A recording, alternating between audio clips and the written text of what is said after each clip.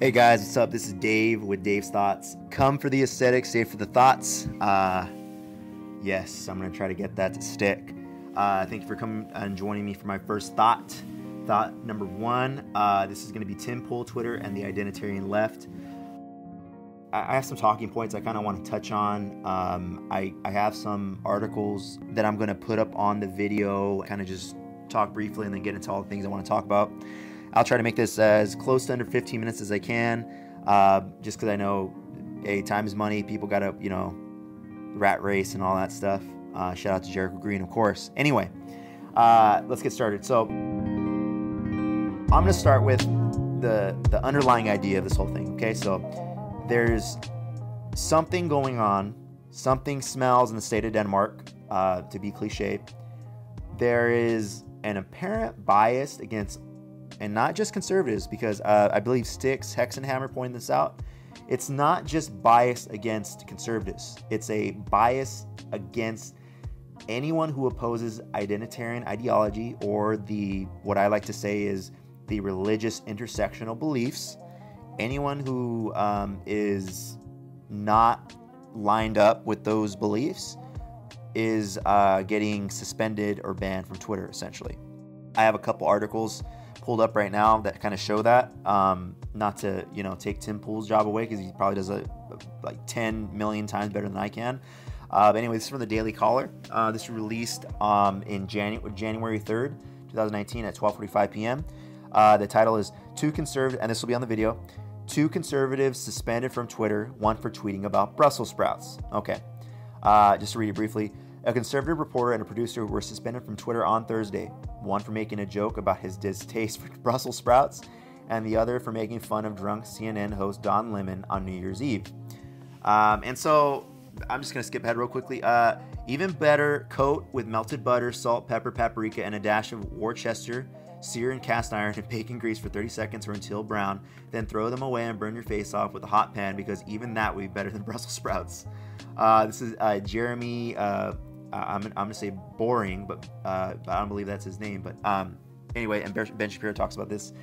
This is legitimately the most insane Twitter suspension I have ever heard of. My business partner, Jeremy D. Boring, was just suspended for 12 hours for this tweet. Why? Because it was supposedly promoting or encouraging self-harm. It's a joke about Brussels sprouts. What the bleep? Yeah, so that's one of them. He got suspended for that. I'm sure many of you have already seen that. This is an old news article, of course. Very, very dumb. Very, very dumb, to say the least. That's one of them. Let's see. And the next one is Newsbuster staffer Nicholas Fondacaro was also locked out of his account Thursday for making fun of CNN anchor Don Lemon being drunk on New Year's Eve. It's merely a variation on the opening sentence of an article by Fondacaro, which read, fresh from his drunken New Year's Eve bender with colleague Brooke Baldwin, CNN Tonight host Don Lemon was excitedly looking forward to California Representative Nancy Pelosi becoming Speaker of the House on Thursday. Twitter told Fondacaro that he was suspended for 12 hours, but this countdown would not start until he deleted the offending tweet. Look, this is the issue, okay? And it's like, I believe it was Megan Murphy who tweeted, men aren't women though, and that got her suspended. Look, people who do not align themselves with this identitarian ideology can post the most benign, just totally non-harmful things, just standing objectively about it. I understand how people feel about, the whole dead naming, misgendering issue, and that's fine. But I mean, it's so benign. This stuff is just so ridiculous. Why would this even count as a suspension? And anyway, those are just a couple examples. I got another one pulled up. Conservative writer gets suspended from Twitter while defending Kevin Hart. This is from the Daily Wire. I was suspended for 12 hours because I defended Kevin Hart. PJ Media writer and former Daily Caller columnist Sean Medlock, aka Jim Treacher, was temporarily suspended from Twitter on Monday morning for a comment he posted in a Twitter thread defending comedian Kevin Hart. And we all know what happened to Kevin Hart, the homophobic tweet from 2009 or whatever. It's ridiculous.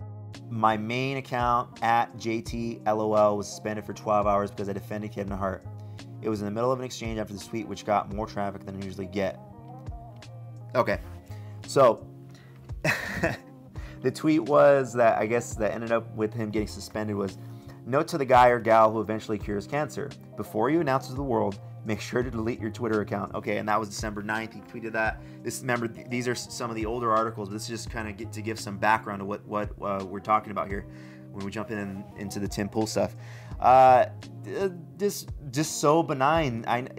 You can't even defend someone. You could say literally no curse words, nothing. I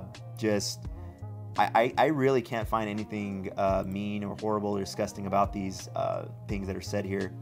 That resulted in a suspension. Even saying those things I don't think is necessarily a terrible, horrific thing. To be honest with you, it's just ridiculous that we even have to bring this up. People aren't saying mean, naughty things. They're criticizing, sure. I mean, but isn't that allowed? Aren't we allowed to criticize and bring out? This is what healthy skepticism looks like. We're not just gonna buy into everything that's being fed to us, right? We're not gonna just totally drink the Kool-Aid. We're like, all right, well, let me be objective about this. Let me see this let me have a rational approach to this, and let's see what are maybe some underlying issues to these problems, right? And even with the Don Lemon thing, that's just saying, yo, dude, the dude was hammered. Okay, why is that a big deal? So no one should get suspended for pointing out that someone got hammered on live TV. All right, he did. So what? When it comes to the dude that was defending Kevin Hart, I guess he defended Kevin Hart. He didn't even really, I understand, but he was just highlighting a problem. Before you announce to the world, make sure to delete your Twitter account. We have a problem with call-out culture. Call-out culture is running rampant. That's a bad thing, I feel. And I'm sure a lot of people feel the same way. Anyway, moving on to these talking points. That was just to kind of just build a layer of understanding where we can all kind of get, okay?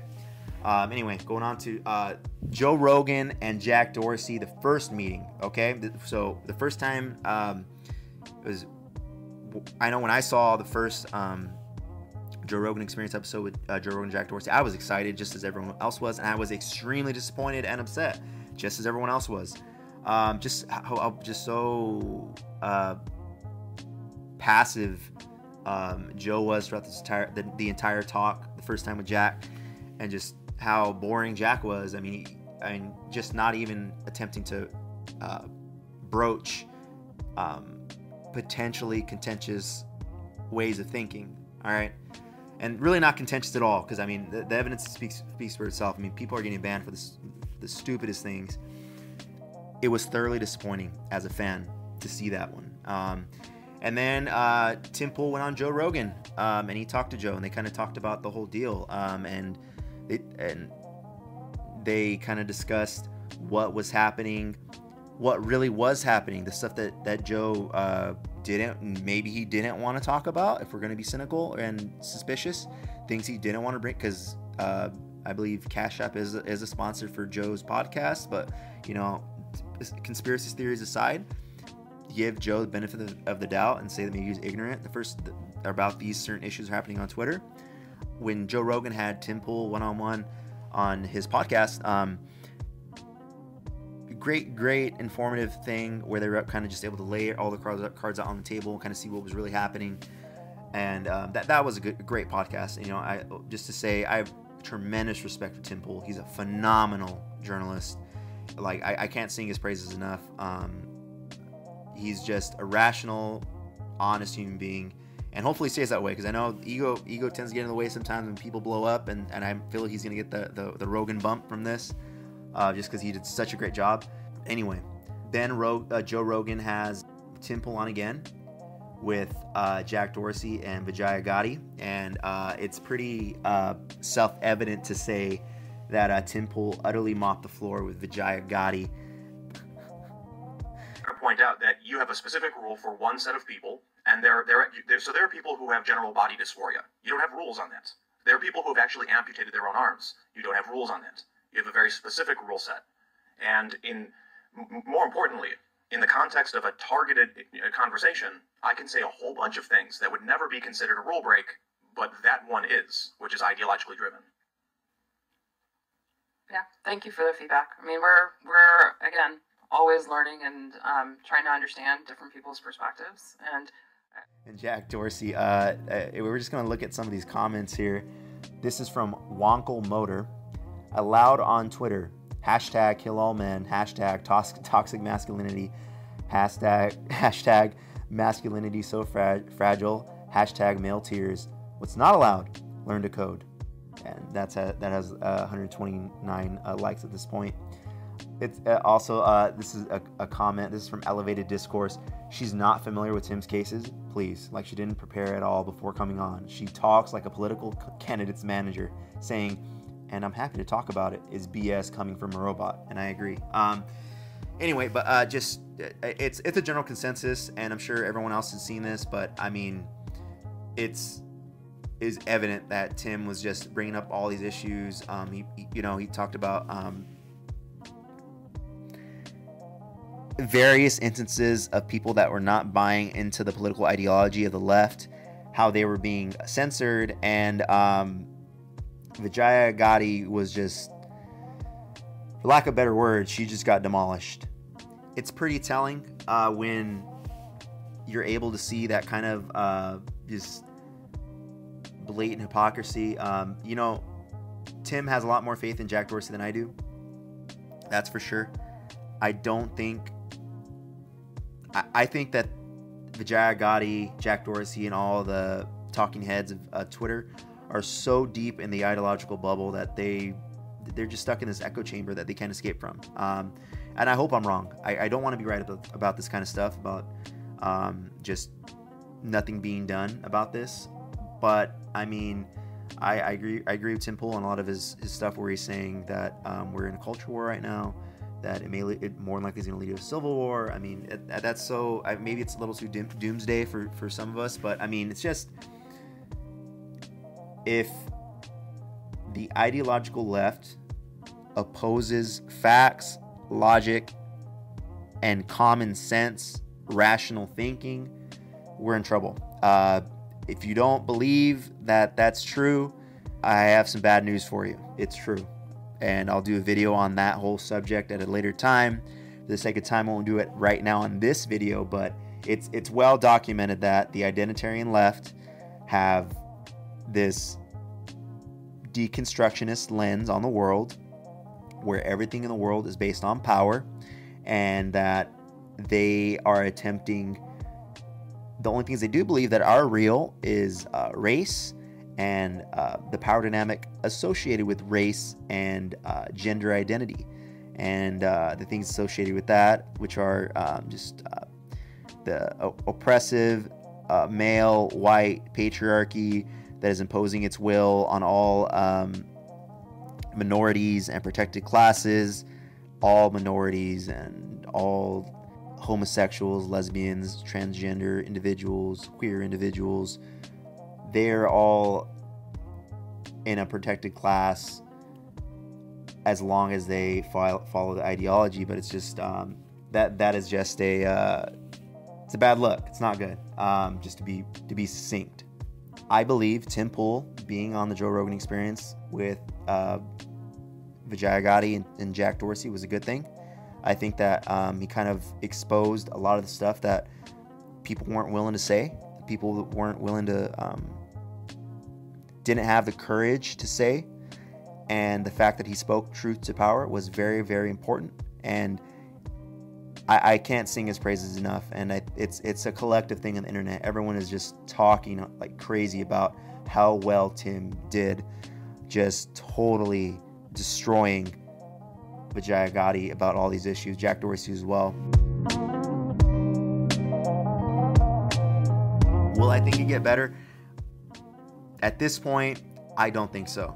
It's these people are so deep in the ideological bubble. But to highlight the real problem, I believe, that's going on with Twitter, I think that it does come down to what Tim had briefly mentioned. It's the actual employees themselves, the people who are doing these manual reviews of suspensions.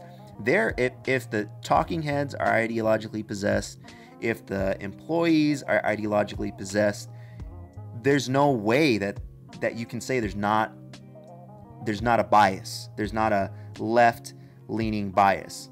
People get suspended for saying men aren't women, though, because biologically it's true, but ideologically it's not true, I guess, for some people. And until we resolve that, and I believe I liked Tim's idea of let's move some of these maybe corporate offices, maybe some Twitter buildings into more rural areas where they tend to be a little more conservative, that we have true diversity of thought, not diversity of skin color. But what we really need right now in the world at large is a diversity of thought, because people are getting sucked into their bubbles, and dirty, filthy, disgusting fence sitters like myself, the people that try to be centrist, objective human beings, they're getting called scumbags. That's, opinions are opinions. You're entitled to your opinion, and I respect your right to have that opinion, and I will continue to fight for your right to have an opinion. But I mean, honestly, we really need to just jump out of our echo chamber and start talking to each other, because this is obviously, for lack of better words, this is not good. But Tim Pool did an awesome job. Twitter got totally exposed, and I think we are somewhat better for it, I believe. Do I think it's going to get better? Probably not, but I hope I'm wrong. I sincerely hope I'm wrong, and I hope that we're able to, and I hope we're going to take some steps to get there, whatever small steps that may be. I do like the fact that Jack was saying that he wants it to be an open platform where everyone can feel free to speak, but until he gets rid of the ideological crutch where they're promoting the policing of hate speech, then we're going to have problems until they then we're going to have some issues until they get rid of that. Anyway, thank you to everyone that joined me for the first Dave's Thoughts. I really sincerely appreciate you guys that are on Gab, that are in, that are willing to listen to this. I really sincerely appreciate it. At this point, I'm just doing this for fun, and because I'm a creative type, I guess, and I like making videos, and so this is why I do it. I hope to keep making some more. I felt compelled to make this one, the first one about Tim Pool, just because it was such a big deal. Obviously, everyone's talking about it, and I don't want to jump on the bandwagon or anything, but I've been subscribed to Tim Pool forever, on my my lurking YouTube account, I guess you could say. And I've been, he's the only news I really get. I get, just because I like it's on my Gab profile. I stopped sipping the mainstream media Kool-Aid, but I still need to get updated on the news. And Tim is probably one of the most reliable human beings out there, and just such an objective person. And you can sincerely appreciate that, and that he really holds. He has a lot of integrity for his profession and for his line of work, and integrity for himself, and he has a lot of integrity in his character too. And so that's easily recognizable and lauded and respected. Anyway, thank you guys so much for joining me. Make sure to hit the like button. Make sure to subscribe for more Dave's Thoughts. Dave's Thoughts, come for the aesthetic, stay for the thoughts. All right, guys, take care.